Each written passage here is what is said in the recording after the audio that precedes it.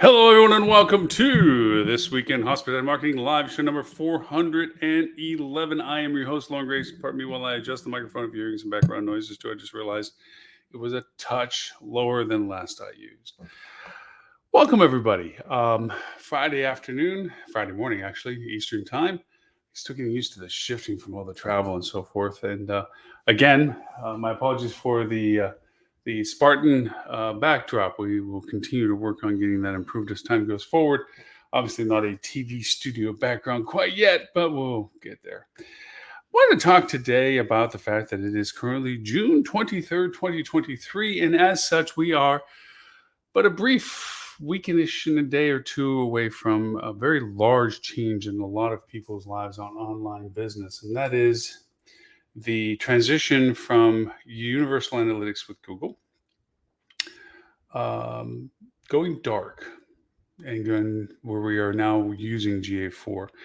I want to talk about gloom and doom first, and that's where the topic came from actually.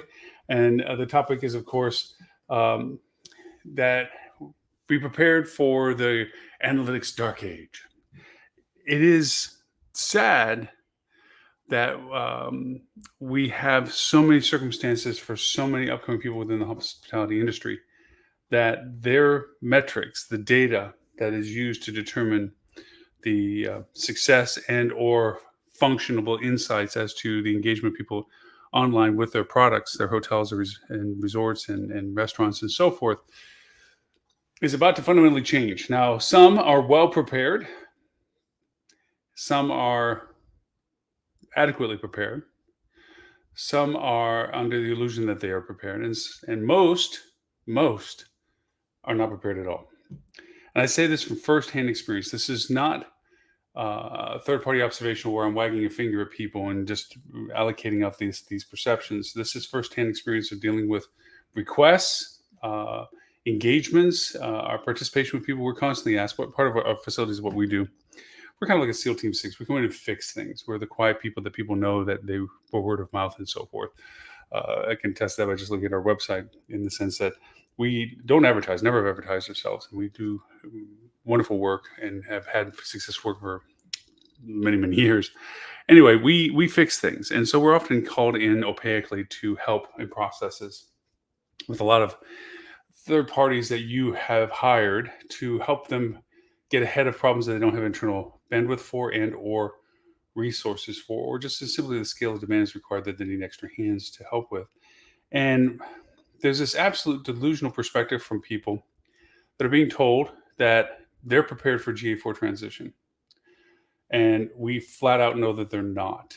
One is the inadequacy of understanding the people that are handling it for them, what it is to mean that they're configured for GA4. The other is the out blatant lying that they're set up for it, when in fact all they've done is to automatically turn on that there was a parallel GA4 account for their hotel or resort's website.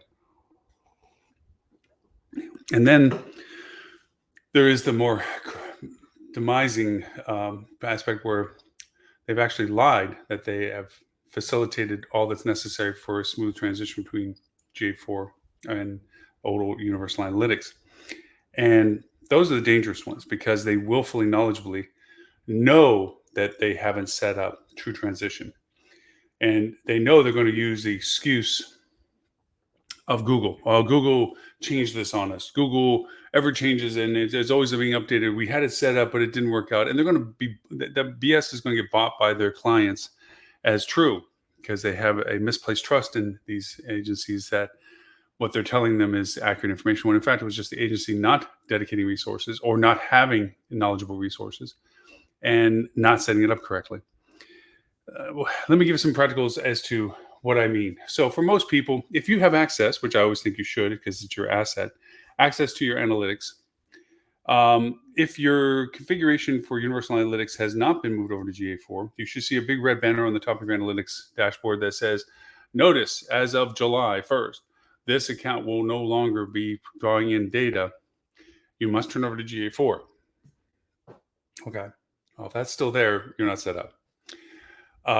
If it's not there, okay, and your agency has said, yes, we simply, make a GA4 account for us. Google has offered that in the past 4 months now, 6 months, sorry, 6 months, that they said, hey, we'll set up a configuration for you.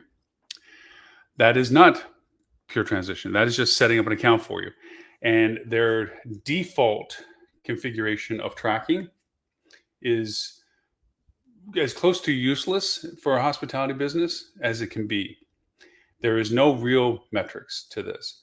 Now, I know on the live show that we have talked many times about the differences between Universal Analytics and GA4 as to how different they configure data. We've talked about the fact that Universal Analytics was session-based, meaning that it progressively followed the engagement process through the parts that are being tracked. Those things that were being tracked were called goals and insights. And those had to be configured for you to understand that somebody came through this page, clicked this button, went to your book engine. You had tracking in your booking engine that then told you whether or not there was revenue generated from it or not. Those goals, okay, and insights is what created the session-based tracking. With that, last click attribution is the key element to that. That is how that is calculated. Google has long since known, especially with their continuing process of removing third-party cookies, that session-based tracking had a short road. And for those that are long enough in the tooth to know that Universal Analytics was based on Urchin, which was absorbed by Google decades ago. That's Universal Analytics is what they used it for, but Urchin, the synonym for U was for Urchin, that was acquired back by Google long before. And for those who may have had websites way back from the late 90s, where you had hit counters and you had traffic to site and very simplistic, rudimentary tracking. Urchin was one of the first platforms that figured cookie-based tracking, session-based tracking, was a better way of expanding the data that you could acquire from people's engagement to your website. Google realized that too and snarfed them up, absorbed literally all of what they did, just pretty much erased their name on it, put Google's name on it, and has been building on it ever since. It's the gerbil in the hamster wheel in the bottom of the building of Alphabet right now. But to progress forward, Google has built this GA4, Google Analytics version 4. And that is based not on session data, and that's not completely accurate because as things become more and more available via GA4, they just went through a major update or latter part of last week on updating some of the more advanced tracking components that they are now identifying in the system. They went to what was called data layering, which is the ability to watch everything and then allow you to identify what it is you want to see. It's very fundamentally different. Think of it as the front door of your hotel. If you are tracking me as a user in my sessions, you see me pull into your parking lot, grab my suitcases, walk towards your front door. You're watching me the whole time. Did they walk through this walkway, that walkway? Did they come drive up to the porte cochere? Or did they just park in the parking lot, come over? Did they park in the parking garage? Did they take a bus in? Did they take a train in? You're watching me. Then when I come into the door, did I turn left? Did I turn right? Did I go to the restroom first or did I go to the front desk first? Did I go to the restaurant? Did I only go to the restaurant? Did I meet people? You're watching me. Meanwhile, all the other me's or other people that are in the area, you're not watching them at this moment. You're watching my session. That's what you're tracking, okay? And of course, you set up tracking for the other people, but you are tracking me individually. You're watching my session, my engagement, okay? In GA4, you're watching everybody, not just me doing what you were tracking before, but every other person at the same time. Now, you're not seeing the funnel of my activity unless you ask to see the funnel of my activity. So there is a session modality to GA4. You can look at session-based, which is last click attribution values. What did he all do to the point where he made a purchase decision? There's also user-based user-based tracking, which is pretty much first click attribution, identifying the person and wherever they came through to you, that is the marker of success used in what they ended up doing with you. If I came through your Facebook paid ad and eventually wandered around, did all the things I did on your website, maybe some other things, and came back to your website and booked, the paid social Facebook ad would be giving credit for whatever I converted from. Okay, that is user-based data. Then there is data layer tracking, which is Google's black box. The internal algorithms and AI, dare I say, buzzword, bingo cards, as to defining who gets all the credit for all the things I touched to the point that I made a conversion.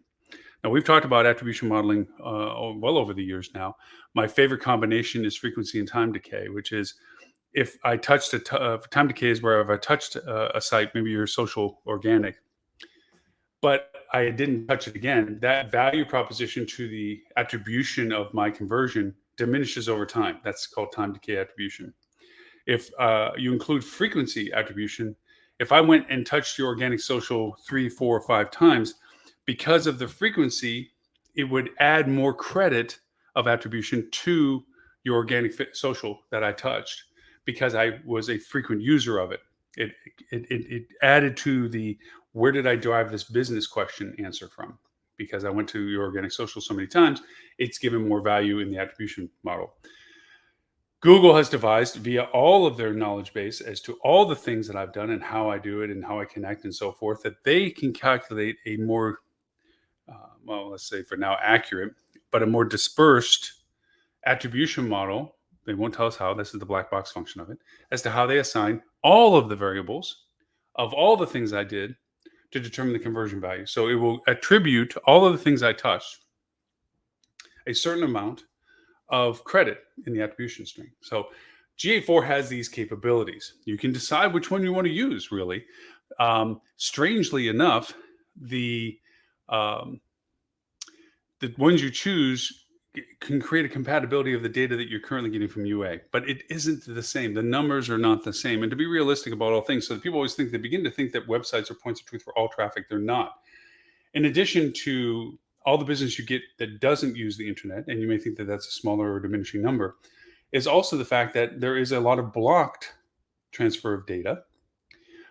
Think of Apple's iOS 14 when I say that, onward, okay? That does not allow or lets you limit how much tracking happens to your engagement. Percentage-wise, a lot, because remember too, your website is being hosted somewhere. And from that, there is an ability to block what is shared with that hosting service. So you can diminish your overall numbers by 30 and 40% at times, just sheer security issues. People don't allow you to be tracked, don't give you the information that you need to actually create this analytics data. That's why it's so important for Google to turn into GA4, because it's going to not circumnavigate, but work collaboratively with how data is shared. And it's not going to be stopped as much. That being said, Apple is also still trying to find ways, especially with iOS 17 with their 7-day cookie limitation, that they'll allow some tracking, but not at the durability that had been existing before of 28 days or 30 days. So there's always things in flux. And so because of that, the numbers always change. The point that's happening with all of this is come the end of this month, 7+ days from now, any reliance on Universal Analytics is going to be misplaced. Any lack of transition to GA4 in any capacity, okay, is the only resource you have of the data that you're getting used to from Universal Analytics. You're going to have a lot of third-party questions where they've lost trackability, and they're going to ask you to add their information into your GA4. A lot of the services that are out there simply don't know how to do this. It's very smart of service providers to begin to outline the steps to do this, but this is where a trapdoor exists. We've already seen really bad examples of, I wouldn't say well-intended services, but services that say, oh yeah, just put a all-inclusive tracking. This is the code we want you to put in. And when you look at the code, if you know how to look at the code, you see that they're literally going to be tracking way more than they need. So they're going to literally farm your data from your site for the purpose unknown, okay, from a security issue, that brings a whole new question, to provide the service that you're paying for. And you're giving them an asset away by giving them a lot of data. So don't do that, really, honestly. For that, you need to be more specific. The best way to do things, the easiest way to do things, is to have a GTM shell, Google Tag Manager shell, which allows you to put in and take out a variety of things so that you don't have to keep going back to your website and keeping adding things that slow things down. We've had that discussion years ago and persistently that tag manager programs, Google Tag Manager is not the only one, but is the most convenient to use because of all that you do with Google, feed the machine, um, to facilitate this with. It also gives you a level of control that nobody can add things that you don't um, first approve, that you can't test to make sure it doesn't create issues for you, and confirm before you, quote, turn on their tracking. Your GA4 can reside in that. Even in the simplest terms, just having GA4 on your site is going to be mandatory. That is going to be your modality of tracking, unless you want to start paying Adobe for their tracking. And in all honesty, it's interesting that more and more people are not using that option because of the complexities of using it and the lack of understanding how to read it. There is some similarities, ironically, to Adobe's tracking to how GA4 works. But again, it's more about getting into GA4. So going into the dark ages, what's going to happen, what we anticipate happening, because we're already seeing it happen, is a lot of properties either don't know that they should have swapped over out of ignorance, have been lulled into a false sense of security that they are successfully transferred over to GA4 and there shouldn't be a problem, or that they haven't configured it correctly and they're not going to get the same types of information they were getting before, and they're going to create more and more problems for themselves. In the GA4 world,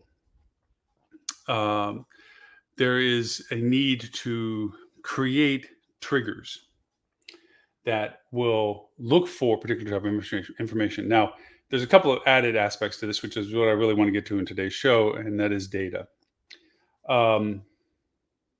With GA4, you're only allowed 14 months of look back that's provided with a free account, which means that you'll get to cover year over year. Now, if you haven't started GA4 as of April last year, then you have no annual look back.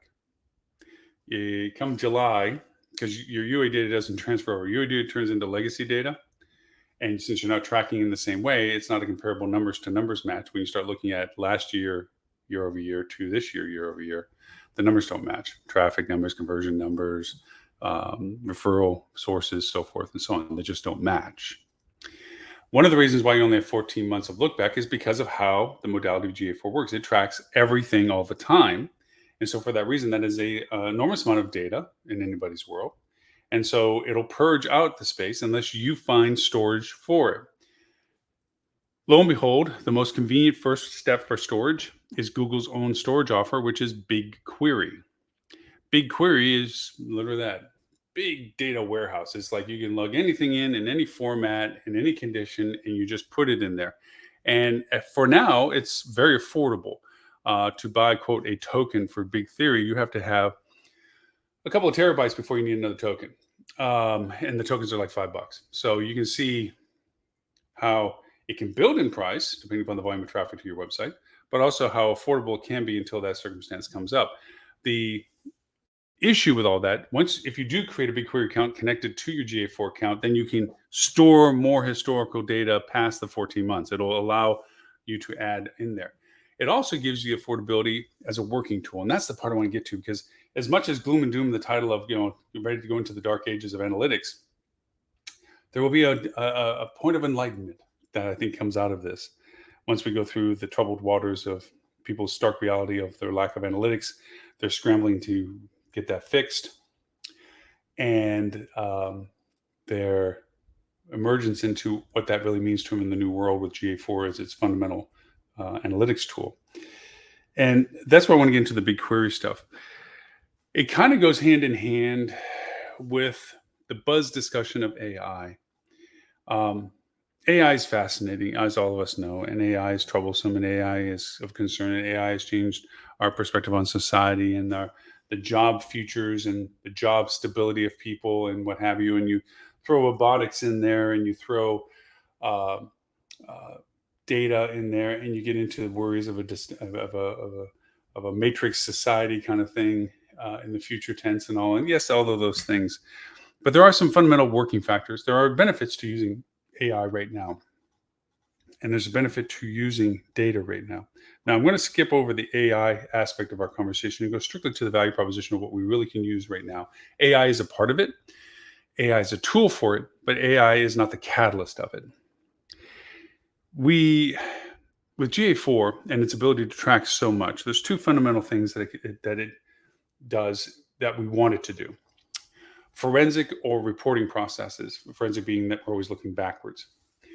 It's great at accumulating data, and the real amazing factor of it is in comparison to, and we've made this conversation on the live show before. In universal analytics, if you decided you wanted to track something in particular through a page to another page or to a piece of content before conversion, that would be goals and insights. You would set up what you want to say, like how many people clicked on this button on the accommodations page that then went to the rooms page that then booked. And you want to track that process. You would set up goals and insights to it. And from that moment, once goals and insights are set up, it would then begin to accumulate data that you asked for. So you couldn't go earlier than when you first came up with the inspiration to create the tracking. But from the moment you created the tracking onwards, you could, which is great if you thought about these things last year and now you get to use that data this year.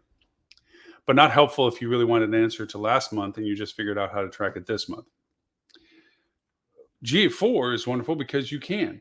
If you had this inspiration of, wow, I wonder if how many people went to accommodations page, clicked on that button, went to this page, and then went book, you could actually go into GA4 and figure and ask for that. And it would actually go back and all the data that it had. And if you didn't pay for BigQuery, 14 months of it, if you had it set up at least 14 months ago, and it would show you an answer to your report question. It's phenomenal. Like, wow. So now that I'm smarter, I get to ask these questions and I can go backwards and find answers, which is great. It's great for forensic reporting. It acts the same as UA when it comes to custom audiences, however, that once you decide on an audience, like who went to my booking engine in the past 30 days but didn't book, create a custom audience, meaning track those people anonymously and put that into an audience that I can use for retargeting. It acts the same as UA. Until you create that request, it doesn't begin to accumulate data, simply because it doesn't track people in that way. It doesn't keep that kind of data related to the individuality that can be created to custom audience, as an example. So you have GA4's functionality to this, and it has great reporting process, and that's wonderful. It also has the ability to help you expand what you're using as resources for your reporting. Now, what do I mean by this? Universal Analytics has a dashboard. And if you haven't noticed already, there's an insights to this tab to the left in your analytics board. And you can click on, and there's some very static questions on the right-hand rail. What is your highest producing channel? What is your largest conversion, single conversion? What is your busiest day? Very simplistic questions. And you click on it and you'll see that the dashboard in front of you changes to take the relevant data necessary to answer the question that's in the insight.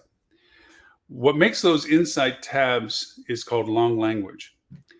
And long language is now being opened up to creators so you can create your own insights. We'll get back to the value of that in just a minute. The other aspect is with the data you're accumulating in GA4, all of it, and you set up, forward thinking wise, a BigQuery account so that you're not losing data. BigQuery, in as of itself, is a huge, interesting resource. So in our world of AI, we're going to bring AI back into the dialogue. It's like a big ship going through the water. And if you've ever seen a big ship going through the water, as it goes through the water, it creates a bow crest, a wave in front of itself because it's plowing through the water. It's pushing the water out of its way in front of it. That's why you see a little bubble of underneath the water, cut the water, and you see the water surge in front of it. AI is doing that right now in the world of data. By creating the AI hunger for data, a lot of organizations are realizing the value assets of what they're sitting on, which is data. We had these discussions years ago, the buzzword of big data, and we didn't know what to do with it, but there's so much data out there and so forth. Well, all that data is now having a place to live. All that data has a place that it can be grabbed and stored from. Now, there's two types of data that are out there right now: free data and paid data. Oh, actually, third, unavailable data. The free data, you're thinking about censuses and general studies and research and things like that, weather and so forth. This is data that's available for a lot of uses historically. Software platforms needed the data from the National Weather Service so that those little apps that show you information, had a source to pull from to give you the results that you're seeing on your little screen. Those data sources are available for free because that's how they function. Some platforms will ask you to pay for more advanced or more detailed data. That's the pay model for data. And then some data is just so valuable, it's not even out for availability. It's only used as the resource for the people that have the data. That's unattainable data. Okay. So in our world, we have BigQuery, and in our world, we have GA4, and in our world with GA4, we have our website traffic. We have all these new tools and functions of correlations, comparisons, forensic reporting. It's great. We can see things, we can ask questions, we can get better interpretations, we can develop report processes, dashboards, even new advanced goal sets and triggers and benchmarks and notifications. We can do all of those kind of things, like with the platform that Google offers, Looker Studio, which looker.google.com, which is their dashboard creator. So even you don't even have to pay for places like Tableau and other BI tools, which are not against them, but you'll see why it's fun to start free. And then once you justify this usage, you can decide if you want to add more advanced tools, or I wouldn't say advanced, but more other tools that offer other flexibilities. So for instance, let's go back to our hospitality marketing. Old school stuff. Come November, late-ish, early December, although with climate warming, it might change again. When it got cold in the Northeast and stayed cold, that would trigger for us, for Florida resorts and properties that I ran, our new campaign, our winter campaign. And that was where we would advertise in the Northeast, depending on where the coldest weather was or where the cold weather was staying. The idea that maybe this is the time to head south. Come on down to the beaches and the warmth. It's not snowing, it's not raining, it's not cold, it's not miserable, whatever. Because people are just getting into the wintertime, and the first few weeks of it being cold are the hardest because it's an adjustment period. After about 4 to 6 weeks of it, as uncomfortable as it is, you're kind of used to it, and it's like, yeah, whatever. And then you have what's called a fatigue campaign, which is towards the end of winter. You're pushing hard again to get people to say, you weathered it. Let's just call it a day with the weather. Come on down, enjoy yourself, and by the time you get back, it'll be better. That's old school usages of weather for marketing. Not much rocket science there. It's literally seeing on the news that, cold snap happened in Philadelphia and it's projected to stay cold. Okay, let's open up the Philly market and start advertising. Simple stuff, good returns. And it was almost like a race compared to who else was smart enough and decided to turn on their campaigns before or after you. So that's always a value proposition. Now, what about, here you are, a beach resort. Florida again. Let's just keep picking on Florida. And all of a sudden, it's Sunday, and the 10-day forecast shows that next weekend is going to be crappy weather. Firsthand, I can tell you, you'll see your cancellations. People are not going to go over and make the effort to come to you for a weekend getaway or their vacation to be on the weekend or whatever it is that they're coming for and have crappy weather. They're not going to sit in your hotel room looking through a rainy window. Better to cancel it while the cancellation policy allows. Find another place that may not have the weather influence, plan B, so to speak, and go there. So weather has that effect too. The other is, and this is a regrettable reality of being down here in Southwest Florida, wonder if you're under the cone of death for, cone of death, that's an over dramatization, although it's a reality, but the cone of probability for a hurricane or tropical storm or anything bad that's going to create systemic issues weather-wise in a given area.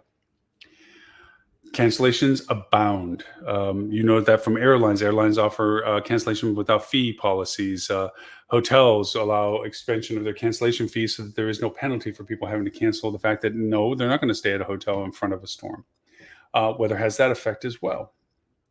Other effects of weather.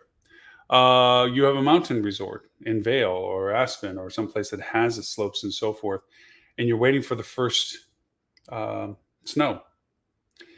And once it's forecast that you're going to get your first snow, you're going to see your early reservations or your confirmation of reservations as people keep rolling their reservations to be booked so they can get the first powder. That has an effect on weather as well. Now,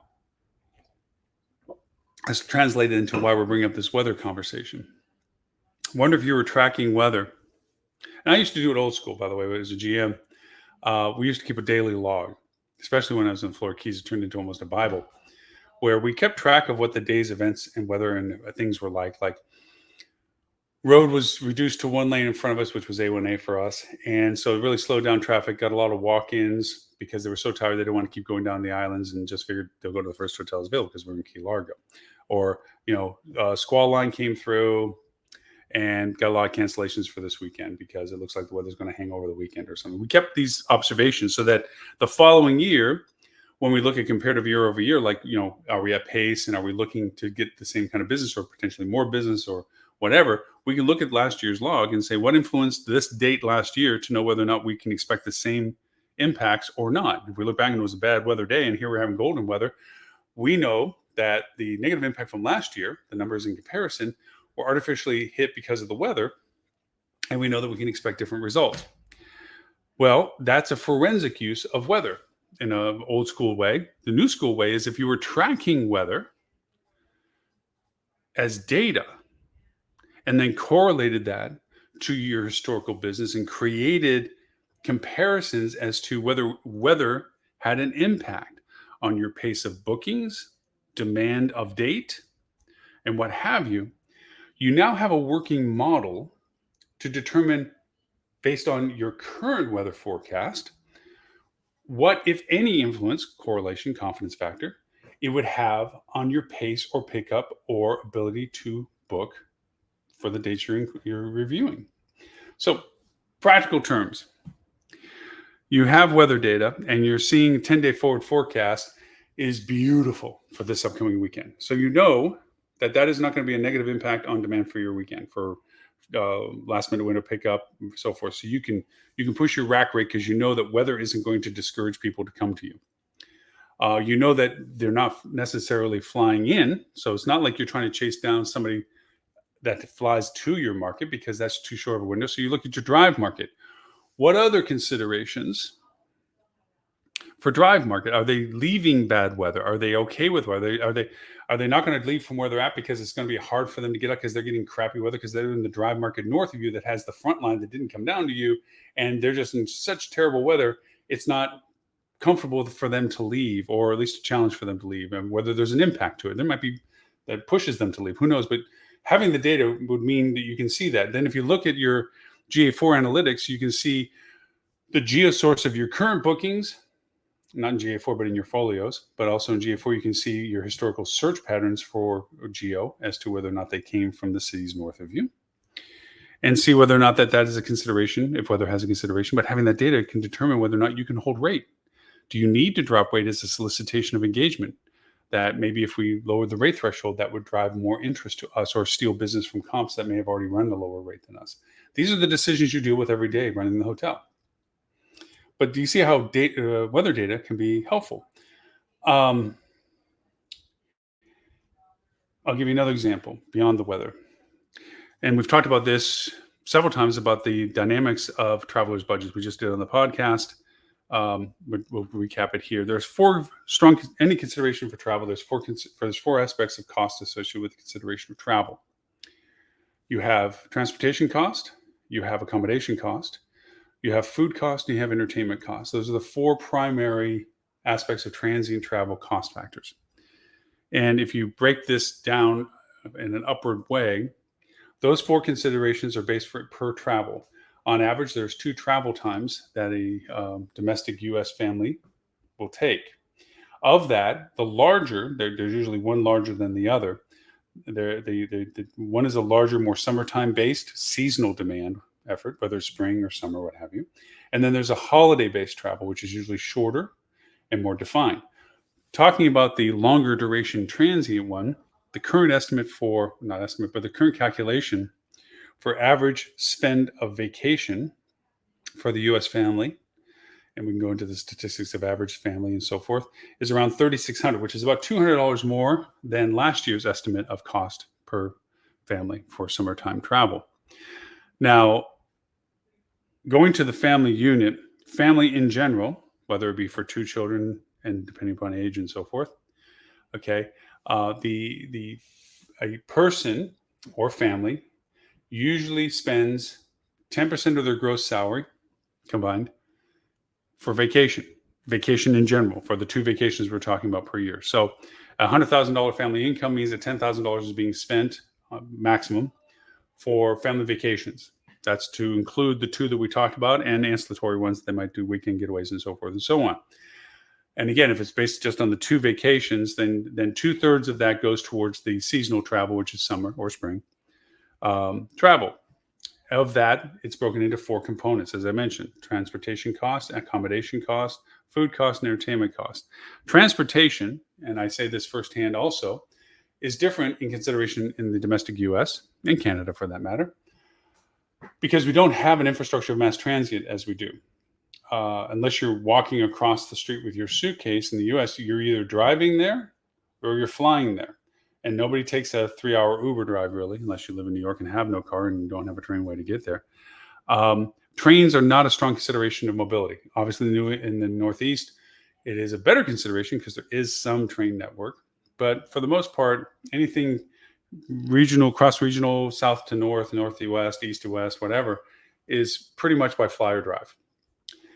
Now, given the average vacation time opportunity for working families based on age demographics, obviously retirees have a more flexible time frame in which they can do things, and different considerations of how much money they spend because it's not based on an annual income. You have usually 7 to 10 days, 2-week vacation, as it were, for a family if they dedicate it to the seasonal travel. Usually a week plus the weekends on either end of it are usually the extent of a travel. So the average travel for a family in season is about 7 to 10 days. Let's just say 10 to be nice and round. If they're driving, the consideration is gas costs and duration to get there. If they're driving to a place for vacation that is within 500 miles, it can be done in one day. It could be a long day, depending upon the family, but it can be done in one day. So there's no need for overnight accommodation, transitory accommodations. If it's more than 500 miles, then it's a multi-day. There's a point B between point A and C, the final destination. And that changes your market strategy of whether you're that point B.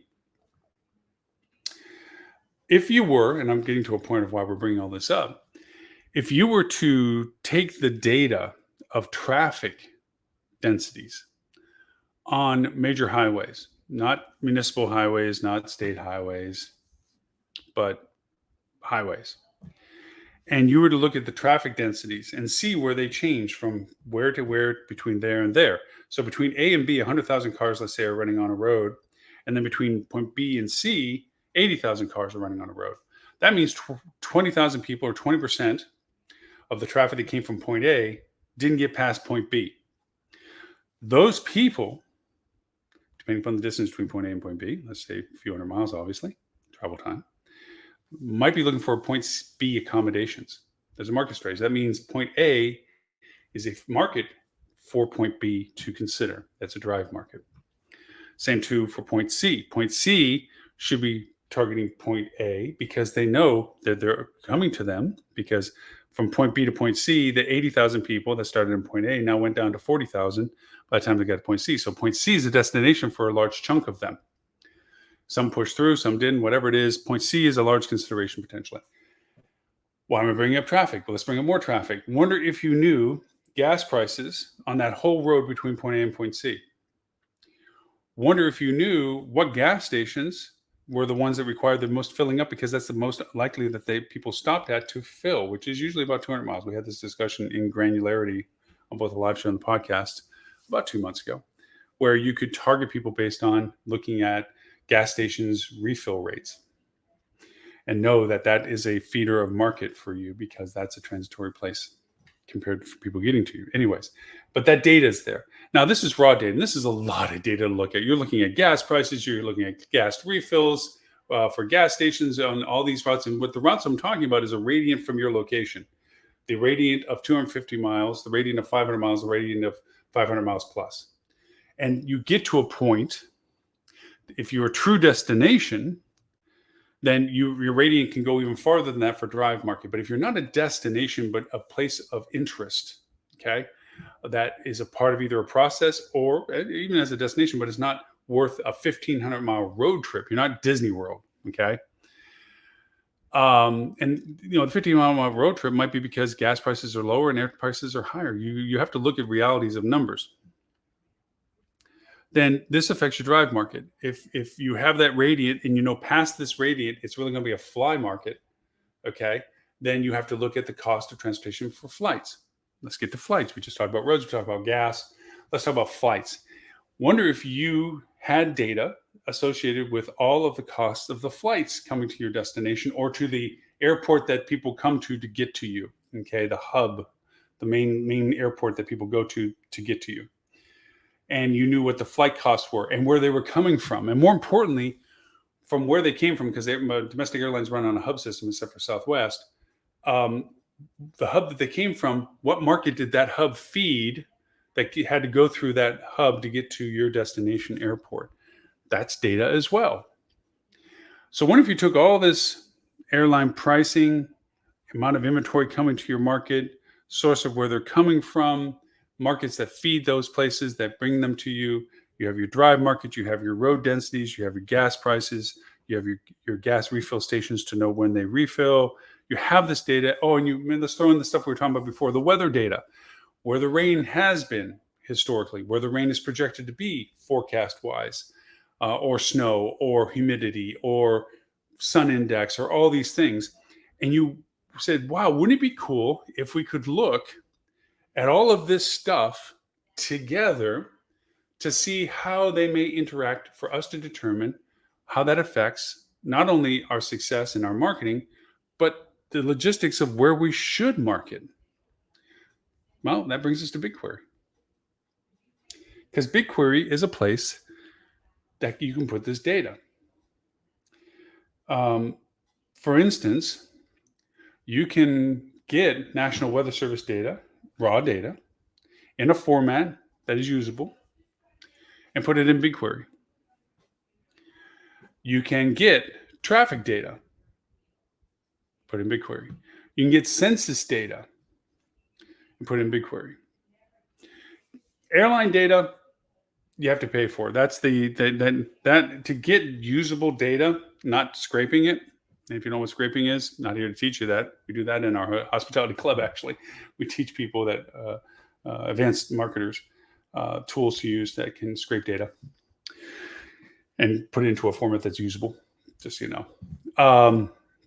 So if you're going to the hospitality marketing.club, just go there, put your email in, so forth. Anyways, sorry, down here to pitch. But anyways, you can buy the data and put it into a format that you can use, or make an available format that you can use in big data. And then you can use big data in combination with GA4 in a platform like Looker Studio. And all those things are free for you at this point, except for the airline data. And you can create dashboards that draw this data in together to your data.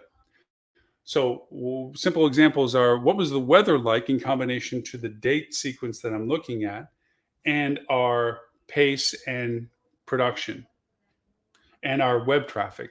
Did it go up? Did it go down? What is the correlation? You can get more advanced tools. Those you have to pay for. Or if you're good at Excel, you can do those, or Python, you can create a program. And you can look at the comparative value of what weather may or may not have had as an influence directly for certain dates or ranges of dates. But that's all fun. That's all. It is. I can say you firsthand, it can be done. I can say firsthand, it is incredibly useful and incredibly rabbit hole-ish, because you can get into a whole much in your head about what ifs and how about that, and if we made this call, you can get lost in the data. That's the thing about big data, is you can get lost in it. But the real value of this is how.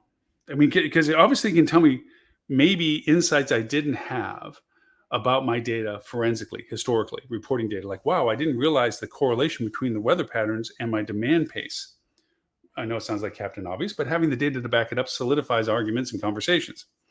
I didn't know the traffic patterns were so correlated to my 24-hour book window demand. I didn't realize that the filling gas stations were a high geo source based on zip code, which you can get from census data, of last minute booking decisions or cancellations, if that might be the case, the negative side of it. Okay. There are really some really cool insights that come out of this. But the real value of all this, and here we're throwing in the buzzword of AI again, is to take that data and to move it forward and say, what can I learn about doing what I need to do before I find out what I didn't do? The forensic review of it and say, oh wow, having this data, I probably should have done this, this, and this. That's great. Hindsight is always 2020, the old saying goes, right? What about looking at the data as you have it and having some UI interface tell you, well, you're off pace on your bookings for this date selection. If you haven't already indicated it, like I want to look at these dates or whatever have you. And therefore, here are the following suggestions as to how to adjust whatever goal you've given the prompt for your AI, your revenue or occupancy or yieldability or profitability, whatever the condition of the prompt structure is that you create for your AI, an answer to what do I do about it? Well, based on your paid Google conversion ratio at this moment, and based on the fact that traffic is at pace and gas is below the threshold price that creates negative impact on demand traffic to your market, then you should target this radiant of geography through this channel with the messages related to this offer. It's not as far-fetched as you think it is. It's all about asking the right questions in the format that's understood with the data you're using, which, by the way, is a caveat, and I got this from 2 different people now so far. Do not teach your AI tool that you use on bullshit data. Do not use fake data. It creates literally bad behavior. It creates the ability or willfulness of the AI to literally generate the data that statistically is relevant to answering the query that you created. What do I mean by this? In simple terms, if I've created a solid engagement that says bad weather days produce bad business, and I create a small data set to teach the AI the prompt that I'm using, like I'm building my prompt, and I'm talking about classification data use, I'm talking about conditions to interpretation, I'm talking about the value of what the conditions are and the result that I'm looking from the value propositions, a prompt sequence, as it were, then if I'm using fake data, it will always create a correlation as you progress the prompt development that bad weather always correlates to poor business performance. So it will always give you that result. Even when you give it real data that would say otherwise, it ignores that logic and only applies the logic that it learned from the bad data. Don't do it. Always use real data. Let it make the mistake with real data where it says, I don't know, or there is no value relationship, or whatever it is that it comes from, and then refine the prompt from that. So that, is it bad because of the instance of the date? Is it bad for the instance of previous to the date? Begin to quantify the prompt so that you can decide how the AI will work in structure regardless of the data variations. So don't teach it on bad data. I've gotten that from 2 people that have been hands-on on this stuff. And they are very clear about making sure that they do not use artificial data because it creates artificial results perpetually. So there you go. So winding this all around, we talked about the dark days coming up for analytics because of the lack of preparedness of so many people about not having GA4 correlated and corrected for and having a place to store the data past 14 months, on and on and on. Then I talked about the age of enlightenment afterwards, which is the fact that the platform that would be best used to store data, like BigQuery, can accumulate a tremendous amount of data that you can grab and put in there and begin to use in a functional way. What this AI ship analogy that I created, where it's pushing forward, and it's pushing forward, is creating this, bow wave to itself. That's the data that's being offered up by different sources as becoming available. Not all these platforms, like the National Weather Service and the gas, the road safety and so forth, but census data. Now, granted, you can't get the 2020 data; you can only get the 2010 data. But when you look at analytics, it will bring you down to a city. Wouldn't it be cool to get down to a zip code? Because zip codes have other correlations. The value of even old data is that there's a trend that usually exists. Like, for instance, a zip code that has affluent people in it, income wise, usually remains, for the most part, an affluent community market. I'll give you an example that's so old now, it's not disclosing anything proprietary or whatever. We had a client once that was a very affluent spa, and we noticed a decline in demand for a certain particular month when normally they do quite well.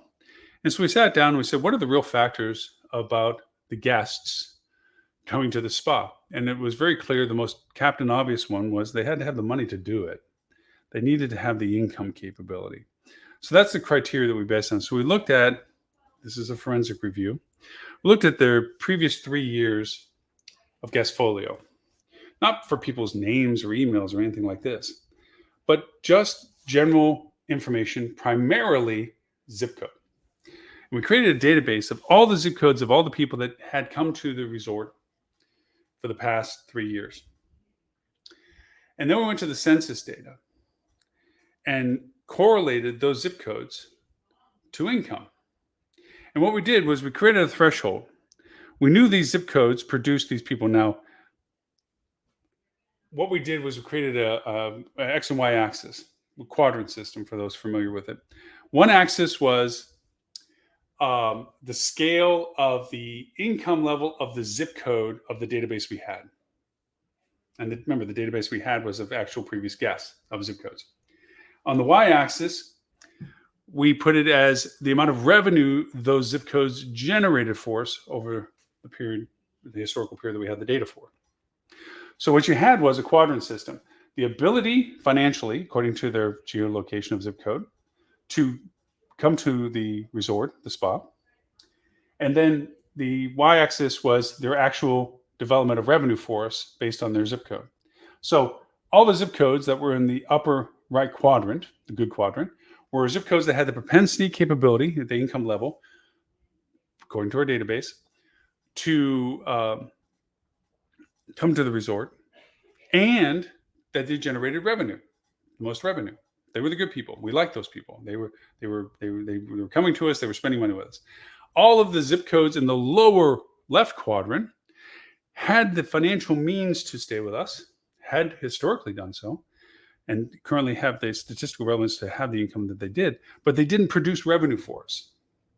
So those were the problem children, so to speak, meaning they had the ability, the criteria that we knew existed, which is the income ability to come to the resort. And so all we did was a snail mail reminder piece, something old school, just, hey, we'd love to have you back. You've been with us before. Remember the fun time you had with us, or the enjoyable time, or the relaxing time, or whatever it was. I think for the verbiage we put into it, come back again. We had a 30% lift in demand by simply identifying correctly the people that either had forgotten about us, we were not in the consideration path, whatever it was. The fact that they got a snail mail, so it was touchy-feely, all the good things about snail mail in that sense. And it brought them back to booking with us. Like, yeah, there was, you know what? I don't know why we didn't think about it. We should go there. And they did. 30% more than we had before. That's what the value of data segmentation and classification is, and census data. So in census data, having family composition and income are two huge levers of classifications of personas. You know how big I am about personas and development of personas and identification and classification of personas for targeting and a bunch of other stuff. If I have census capability of zip code of family composition, families, young families, older families, not having families, so forth, just the genericness of that, obviously, then that allows me to scale the targeting capabilities I have down to a zip code. And the neat part about getting the zip code data from census is that you can, the lat and longitude requirement of identifying traffic sourcing, okay, in general, having it down to a clustering down to a zip code level is a higher accuracy of targeting than just having it city-based or DMA-based, because a DMA can be very extensive that has a spectrum of users from urban to suburban to rural, just because the DMA is inclusive of that whole area, where zip codes can be truly defined between being in a geographic urban, being in a geographic suburban, being in a geographic rural. And all of those have different purchase funnels, ways of doing things. Having the family composition means that you can determine their categorization of interest or demand. There's lots of things. But having this data is the key element to this. So the enlightenment period that we're about to step into is the ability to have these data sources available currently now. Eventually, it's going to be more and more paid for because there's going to be a monetization process to this whole data sourcing as people realize the data they have is sellable. Some entities will continue to offer free data, but they will restrict aspects about it based on privacy and security rules more and more and more. And I don't want that data anyway. I don't want the individual data in that sense. I want generic digital avatar data, proper safety data. But making these correlations will allow you better and better insights to how to use the data and then combine it with the data that is yours to get the interpretations of how did weather affect things? How did drive market affect things by gas prices and so forth? Because it's going back to the budgeting of travel. If the gas price gets too high, either you adjust with how much you're willing to spend for accommodations, how much you're willing to spend for food, or how much you're willing to spend for entertainment, to the point that you no longer can adjust it down because you can't find a low enough rate for a hotel, or you can't find a cheaper ticket to an amusement park, or you can't buy cheaper food than McDonald's or something. And it turns into we can't take this vacation to this destination. And that has a huge influence on what you charge for accommodations. Knowing that ratio of value to what you're offering by price, just because you're comparing yourself to other hotels, doesn't mean that your demographic market can afford to stay with you, either for the number of days they would like to, or with you at all because of the other costs that they have. And gas prices do have thresholds for the distance that they travel. If gas goes over on average $3.50, you can be safe in knocking 100 miles off of a person's willingness to travel. You also have a consideration of the people's distance to travel based on the time consumption to get there. They will look at airline tickets for their family. If it's a family of four tickets, and they will compare that to if we got into the family car and gas prices is X and miles are Y. And if it's in one day, that's a fixed cost. If it's in 2 days, there's a stayover cost and there's a food cost. All of that together, how does it compare to the flight? Because obviously the flights you get there, it's more expensive, but you don't have the travel time and you don't have the travel expense of driving. And if they're looking to spend a full-time yield of being with you, 7 to 10 days of actually enjoying being in your market, the more travel time they put on the front end, on the back end, the less time they get to enjoy the vacation. That is an issue. So all of these are variable combinations of numbers that you can work with to have a true structure of what it's going to take to market to these people, to know that this price sensitivity for what you're offering is allowing them you as a choice compared to you as not a choice because you literally went $10 past per day that they can afford for accommodations, flexing all the other costs they have to get to you. Well, our hour is done. It's going to be interesting. Next week, we're really going to full bore on the fact that we are at the cliff next week about the GA4 Universal Analytics transition. I will put out on my podcast and so forth, solicitation. Even now, if you have feedback to Universal Analytics, dispute or disagree with anything that I've said, question anything that I've offered, you can reach out to me first by email, Loren@hospitalitydigitalmarketing.com. Secondly, you can reach out at hdm.news/talkback. And what that is a audio-based engagement. You can go over and state your interest, state your claim, answer questions that I leave there. I incorporate them based on your permission that you give us, whether we can quote you, use your audio or not, in our podcast, where you can give us insights, ideas, contra opinion, and then you tell us you can use my name, or you can play my audio, or you can just refer to me saying it. You get to tell us what level of usability we have for it. But the idea is, reach out to me. I'd love to know your opinion of it. I get tons of conversation from those I interact with on a daily basis. But with the show, the TV channel, and our simulcast, it makes a much larger audience since our TV channel goes to 209 countries. If you're watching us on Roku, Apple TV, Google TV, Amazon TV, Samsung TV, thank you so much for that. The hospitality channel is available for you. If you didn't know it was there, you can watch us there. If you're watching us Facebook, LinkedIn, Twitter, YouTube, or Twitch, if you use your Game Council for Media, thank you so much for watching us. We're on multiple pages on Facebook, multiple places on Twitter, multiple places on YouTube. Only really one place on Twitch and one place on LinkedIn, which is my profile. So thank you for watching us if you're watching us on LinkedIn. I challenge anybody to an opinion about what I've talked about. Love to hear what your thoughts are about this. We will one hard more time push at the fact that the things are happening at the end of this month, and we'll have some guest speakers at the transition time in July to discuss life post UA. So until then, my name is Loren Gray. I thank you for the privilege of your time, and I look forward to talking to you next week.